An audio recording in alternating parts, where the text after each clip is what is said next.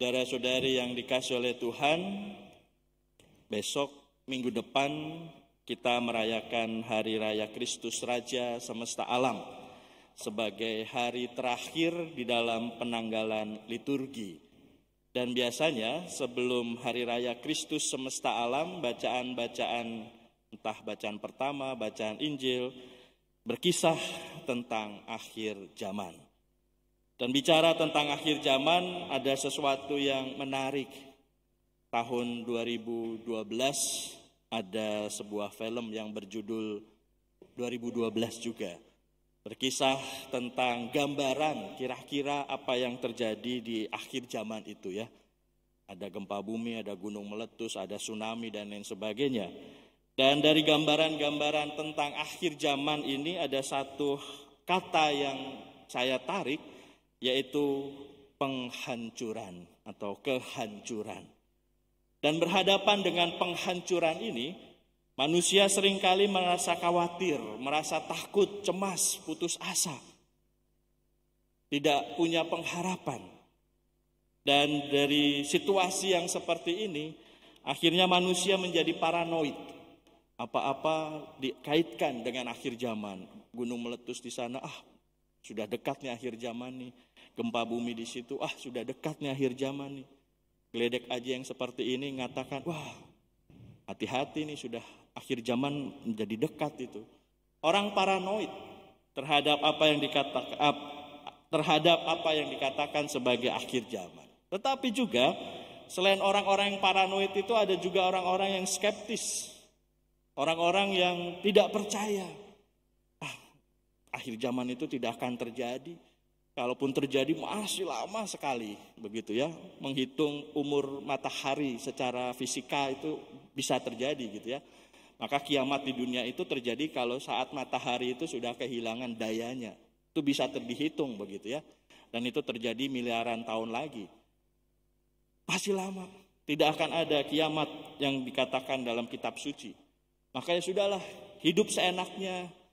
Hidup biasa saja, nggak usah mikirin akhir zaman. Nah, Bapak Ibu Saudara-saudari, dari dua tindakan ekstrim ini, yang satu skeptis, yang satu paranoid, mereka lupa akan satu hal yang penting, yaitu pertobatan. Bapak Ibu Saudara-saudari, dalam kacamata Gereja Katolik, akhir zaman itu tidak digambarkan sebagai sesuatu yang menghancurkan. Walaupun dikatakan di sana bahwa matahari akan menjadi gelap, bulan tidak bercahaya, bintang-bintang akan berjatuhan dari langit, tetapi di balik itu bukan kehancuran atau penghancuran yang menjadi titik tolak akhir zaman. Titik tolak akhir zaman menurut Gereja Katolik adalah pembaharuan. Kalau dalam bahasa Santo Paulus dalam bacaan yang kedua adalah pertobatan, pemurnian. Nah, itulah yang seringkali dilupakan oleh orang. Orang cenderung untuk takut akan akhir zaman, atau orang cenderung untuk skeptis terhadap akhir zaman, sehingga lupa akan yang penting ini tadi, yaitu pertobatan. Kalau kita bicara tentang pertobatan, banyak hal yang bisa kita isi di sana. Dan salah satu halnya, menurut Paus Fransiskus, pertobatan itu adalah kepedulian kepada sesama.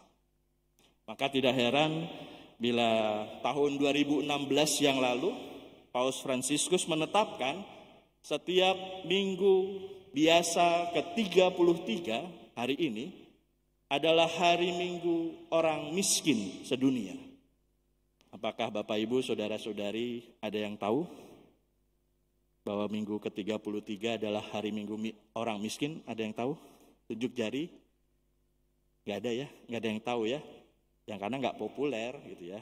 Gak populer untuk peduli kepada orang miskin tuh gak populer. Untuk punya option kepada orang miskin tuh gak populer. Untuk terlibat terhadap penderitaan orang miskin tuh gak populer. Maka ya gak dikenal ya. Dan dikenal itu hari Minggu Pangan Sedunia, hari misi sedunia gitu, itu terkenal. Sedangkan hari orang miskin sedunia itu nggak ada yang tahu gitu ya. Nah itulah Bapak Ibu Saudara-saudari, seringkali kita lupa akan sesuatu yang penting. Kita lalu fokus kepada apa yang akan terjadi di depan.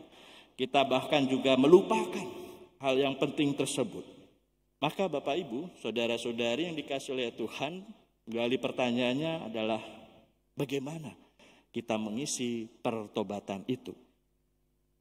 Dengan baik, bait pengantar Injil kembali mengingatkan kita. Kalau tadi Bapak Paus mengingatkan kita dengan kepedulian terhadap orang miskin, liturgi hari ini mengingatkan kita untuk senantiasa berjaga-jaga sambil berdoa di hadapan Tuhan.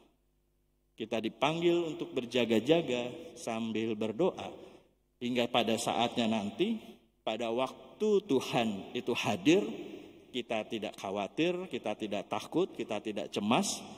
Yang kita lakukan, yang kita buat adalah bersyukur bahwa kita berjalan bersama Tuhan. Maka di akhir renungan ini saya mau menyanyikan satu buah lagu. Karena kemarin saya ditantang. Ya. Romo kemarin masuk OKS kok nggak nyanyi gitu ya.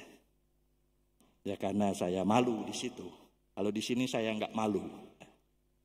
Maka saya akan menyanyikan sebuah lagu bagaimana merefleksikan tentang kita siap menghadapi waktu Tuhan tersebut. Bila kau izinkan sesuatu terjadi, ku percaya semua untuk kebaikanku. Bila nanti telah tiba waktuku, ku percaya kuasa-Mu memulihkan hidupku. Waktu Tuhan pasti yang terbaik, walau kadang tak mudah dimengerti. Lewati cobaan, ku tetap percaya waktu Tuhan pasti yang terbaik. Waktu Tuhan entah sekarang, entah besok, entah 10 tahun lagi adalah sesuatu yang terbaik, sesuatu yang memulihkan hidup kita. Asal kita selalu berjaga-jaga senantiasa sambil berdoa. Kemuliaan pada Bapa dan Putra dan Roh Kudus, seperti pada permulaan, sekarang, selalu, dan sepanjang segala abad. Amin. Mari kita hening sejenak.